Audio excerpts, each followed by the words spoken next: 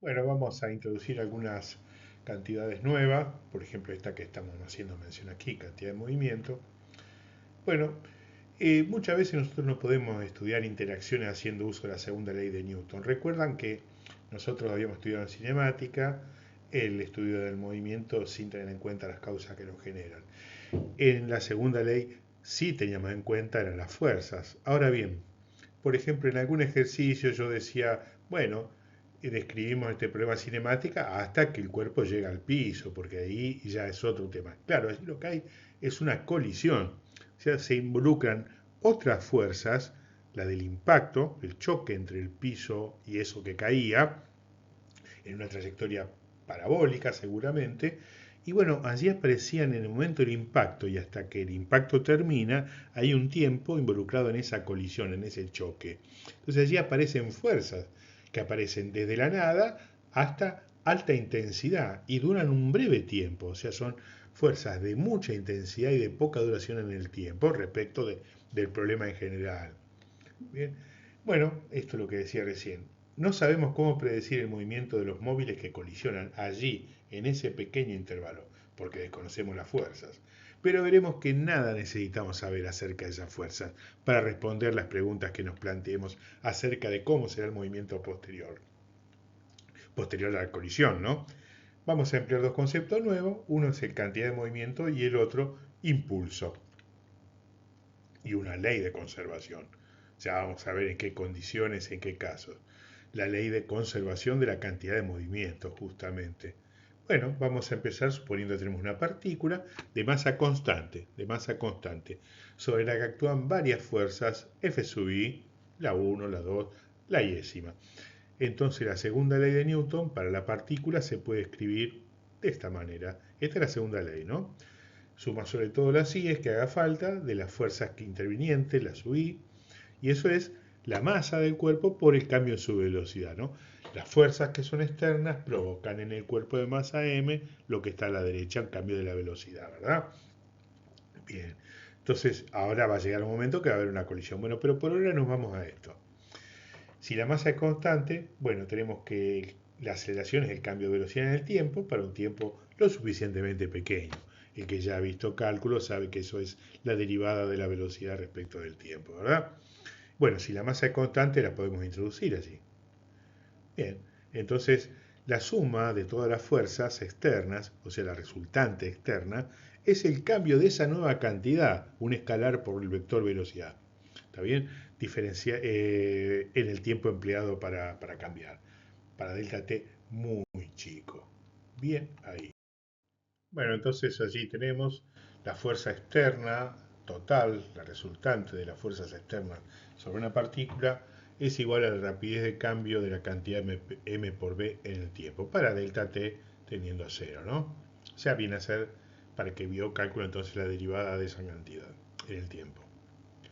Bueno, esa cantidad, que obviamente es una cantidad de interés, la llamamos cantidad de movimiento o momento lineal de la partícula. P entonces vector es masa por velocidad. O sea, es un vector que tiene la dirección y el sentido de la velocidad, ya que la masa es constante y es un número estrictamente positivo. Entonces la segunda ley de Newton resulta escrita de esta manera, con esta nueva cantidad, con el momento lineal, ¿no? Entonces la fuerza neta sobre una partícula es igual a la rapidez de cambio de la cantidad de movimiento de las partículas. Y así es como Newton planteó su segunda ley. O sea, ligeramente hemos mentido cuando dijimos fuerza es masa por aceleración. Bueno, es válida en sistemas de referencia inerciales. Y bueno, fíjense que en realidad él escribió de esa manera, que es la derivada de P respecto a T, o delta P sobre delta T para delta T pequeño. Y ese es muy amplio, porque yo aquí lo he traído para una masa constante, pero él de esta manera explicó la segunda ley de Newton. Entonces, está abierta el caso que la masa no sea constante, en rigor de verdad, es mucho más amplio. O sea que ese delta, en ese delta respecto del tiempo está planteado el cambio de la masa por un lado y el cambio de la velocidad por el otro. O sea, es una suma de ambos cambios, digamos, ¿no? Bien ahí. Eso, por ejemplo, es útil por ejemplo, en una nave espacial actual que funcionan como cohetes, ¿no? Ya que de qué viven, se impulsan justamente perdiendo masa, o sea, masa a alta velocidad, el gas en ignición expulsado a muy alta velocidad hacia abajo, digamos, impulsa esto, la nave hacia arriba, ya lo vamos a ver, ya lo vamos a ver. Bueno, entonces esta es la ley que tenemos, la fuerza externa en un dado instante de tiempo es la variación de la cantidad de movimiento en el tiempo empleado para hacerlo. Es un delta t tendiendo a cero. Esto es algo casi instantáneo. Bueno, les recordamos, nos limitamos a la observación de una sola partícula. Bien, es suficientemente pequeño el tiempo. Ese es el límite de validez de la segunda ley de Newton expresada de esta manera. Entonces quiere decir que delta P en un instante muy pequeño de tiempo es la fuerza actuante, la fuerza externa, por el tiempo que actúa. ¿Está bien? O sea que si nosotros a una masa determinada le queremos provocar un determinado cambio en la cantidad de movimiento, tanto mayor va a tener que ser la fuerza cuanto menor sea el tiempo que se emplea y viceversa, ¿verdad? Bueno, aquí lo que tenemos es un viaje un poco más largo, un trayecto desde A hasta B, pero lo podemos suponer eh, formado por muchos desplazamientos muy pequeños del tipo que en los que es válida la ley anterior, ¿está bien? Entonces ahora esa ley anterior va a valer para cada uno de los del TR sub I, de cada uno de los trayectos. Entonces el trayecto para ir de A hasta B va a ser una suma de todos esos delta R y va a haber en cada uno de estos intervalos un delta P. ¿Está bien? El delta P para ir de A hasta B será una suma de todos ellos. Entonces, para el intervalo yésimo, el delta P sub i, el cambio en la cantidad de movimiento en el intervalo yésimo, será el valor de la fuerza actuante en ese instante de tiempo casi, F sub i, por el delta T sub i. ¿Verdad? Eso es. Bueno, teníamos el desplazamiento de una partícula, allí está, y queremos hallar el cambio de estado de movimiento, la cantidad de movimiento para ir de A hasta B. Entonces, vamos a sumar en los intervalos que son tan chicos como queramos para que sea válida la ley, ¿verdad? Bueno, entonces el cambio que va a ser, desarrollamos el segundo término, el allí marcado, entonces va a ser la suma de los delta P sub i, el 1, el 2, el 3. ¿Cuánto cambia en el primer intervalo más cuánto cambia en el segundo y así? Y si desarrollamos la otra sumatoria, bueno, es igual a la fuerza neta que está actuando en el intervalo 1 por el tiempo que actúa, más la fuerza neta en el intervalo 2 por el tiempo que lleva recorrer el intervalo 2. Esos dos términos en azul son iguales, lo mismo que esto en rojo, y los pares que están en el medio, ¿verdad? Allí está desarrollado, entre paréntesis, delta P sub 1, delta P sub 2, delta P sub 3, delta P sub n, ¿verdad? Bueno, a excepción de los extremos A y B, tenemos que P sub i final es igual a P sub i más 1 inicial. O sea, el P que es final para un intervalo es en el que comienza el siguiente, ¿no? Es masa por velocidad del siguiente. Y P sub 1 inicial es P sub A y P sub n final es P sub B. Entonces allí he repetido lo que está, cambiándole los colores para mostrarles los que aparecen con un signo y con el signo contrario. Entonces se van eliminando todos. No se eliminan P sub 1 inicial con signo negativo y P sub n final, que es el B. Entonces finalmente el cambio en la cantidad de movimiento para ir hasta B es P sub B menos P sub A. Final menos inicial. Bien ahí. Bueno, nos hemos encontrado con que para una partícula el momento lineal y la energía cinética dependen de la masa y la velocidad de la partícula, ¿verdad? Bueno, por ejemplo, la cantidad de movimiento es un vector, es proporcional a la velocidad allí. Mientras que la energía cinética es un escalar, proporcional al cuadrado del módulo de la velocidad, o sea, de aquello que llamamos rapidez. Bueno, bien, esto es lo que acabamos de decir. La diferencia física entre ambas cantidades la vamos a ver mejor introduciendo una cantidad relacionada con la velocidad, o sea, con P. la llamamos impulso, J. Impulso, te doy este impulso, o sea, te voy a cambiar la velocidad, de acuerdo a la masa que tengas. Bueno, el impulso entonces, bien, ¿a qué sería igual? Bueno, ya hemos encontrado la variación de la cantidad de movimiento, ¿no? Entre dos posiciones A y B, como estamos viendo allí, en el dibujo del ángulo superior derecho, y era el momento en el instante final menos inicial, o sea, nos independizamos de todo el camino que hizo en el medio.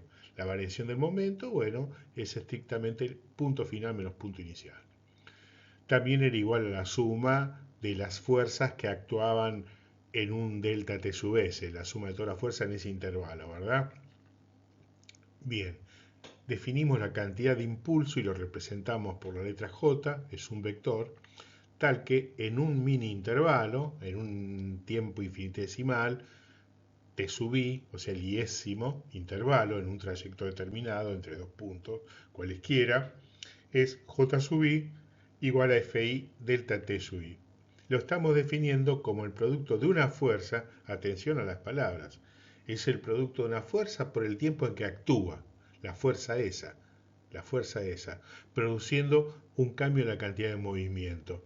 Bien, ¿qué es lo que estoy diciendo? El producto de una fuerza por el tiempo que actúa. Estoy considerando que esa fuerza en ese instante, en ese intervalo, perdón, en ese intervalo es constante, porque digo la fuerza que interviene en el intervalo delta T sub i, y no es variable, es un F sub i que ahí lo estoy nombrando. ¿Está bien? Es una fuerza que actúa en un intervalo. O sea, he achicado tanto los intervalos como para poder decir que el valor que está allí de la fuerza es aproximadamente o muy aproximadamente constante.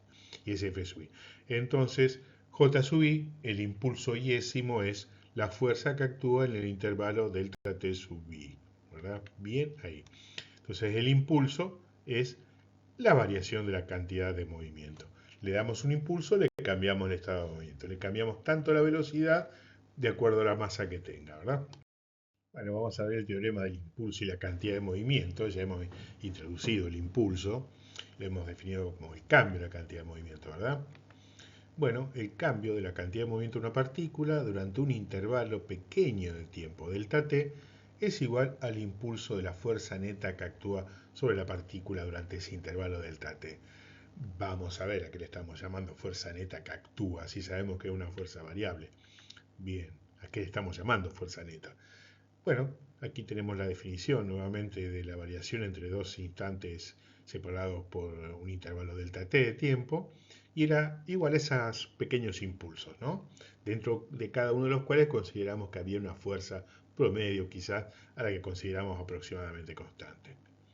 Y allí tenemos una fuerza que estamos tratando de representar algo que desconocemos. Recuerdan que decíamos al principio que íbamos a ver que en este tipo de casos no hacía falta conocer con detalle la fuerza interactuante. Bueno, estamos simbolizando acá una fuerza que varía mucho en muy poco tiempo. Delta T era pequeño, fíjense, crece al menos al principio lentamente, luego muy rápidamente, alcanza un máximo y luego se reproduce la bajada, ¿no?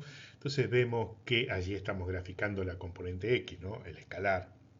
Habrá un gráfico en tanto sean distintos de cero las componentes f sub i y f sub z.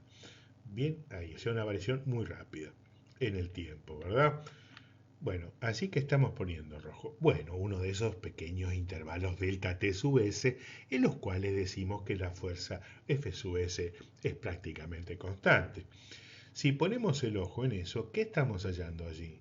Estamos hallando el área de un rectángulo de altura f sub s y ancho delta t sub s.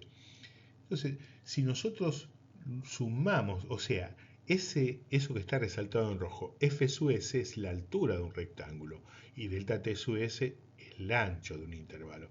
Quiere decir que es un área esésima, digamos, ¿no? Un área roja, que es ese pequeño rectángulo. Ahora, si vamos sumando todos los delta t sub s que siguen y los anteriores al mostrado, estamos sumando rectángulos que son muy aproximadamente iguales al área gris que está limitada por ese rectángulo. Entonces, al sumarlos todos, ¿qué estamos hallando? El área gris, el área gris. Bien ahí, es un área gris. Igual le vamos a dar importancia, a pesar de que sea gris, ¿verdad? Bien, allí la tenemos. O sea que estamos viendo, nosotros podríamos obtener esa misma área, ya que aprovechando que la variación de la cantidad de movimiento entre dos puntos A y B es igual a un área, al área de esa curva que está allí, fíjense que nosotros podríamos hablar de una fuerza intermedia, una fuerza promedio, si ustedes quieren, esa que hemos llamado F sub m, que actúa con un valor constante durante todo el delta t y me va a dar un área que va a ser igual. O sea, busco cuál es la fuerza esa que multiplicada por delta t me iguala al área gris. O sea, las áreas marrón es igual al área gris, ¿verdad? O sea, busco esa fuerza. Busco esa fuerza. Entonces, de acuerdo a esta definición, estamos observando que una fuerza variable, esa que está en gris, que actúa con gran intensidad durante un tiempo corto, más corto que el delta T total, puede causar un impulso, el delta P a B, igual que una fuerza de mucho menos tamaño, F sub m, actuando durante un tiempo mayor, todo el delta T. Todo el delta T. Entonces definimos una fuerza neta media F sub m, o sea, de valor constante. Tal que, ¿cómo la definimos? Tal que el impulso tiene que ser es igual al delta P sub AB mostrado arriba, pero a la vez tiene que ser igual al delta T multiplicado por ese valor de fuerza. ¿Eh? Ahí está. Bien, estas dos cosas son iguales. Es decir, estamos hablando de la componente X. Nosotros acá estamos, como va a valer para cada componente, va a valer para los vectores, que es lo que está arriba. Es decir, la componente X del impulso de F entre T sub A y T sub B es igual al área bajo la curva de F sub X versus T. Y también al área del rectángulo de altura F sub M. O sea que, entre ambos instantes, o sea que para cada componente habrá una de estas fuerzas medias. Definida de esa manera, vamos a ver, el delta P sub AB va a ser igual a una determinada fuerza intermedia por el delta T. Bueno, finalmente allí tenemos reproducida esa fuerza variable que no sabemos cómo varía y vemos que no nos hace falta demasiado entenderla para poder hallar qué ocurre durante esa interacción tan fuerte y variable. Luego vamos a ver un ejemplo para esto, obviamente, como siempre. Entonces tenemos que el impulso, la variación de la cantidad de movimiento, depende del tiempo de duración de la interacción. Hay una interacción. Bueno, pero el impulso depende del tiempo de duración de la interacción, mientras que la energía cinética cambia cuando se realiza trabajo. La variación depende de la distancia en que se recorre. ¿Se dan cuenta? Hay una interacción, pero para el impulso nos interesa el tiempo de actuación, mientras que para la energía cinética es el espacio recorrido. Esa es la diferencia fundamental. Los teoremas del impulso y la cantidad de movimiento y el del trabajo y la energía cinética son relaciones entre fuerza y movimiento y ambos se basan en leyes de Newton. Pero la diferencia es, una vez más, que en uno nos interesa el tiempo de actuación, mientras que en otro el espacio recorrido durante ella.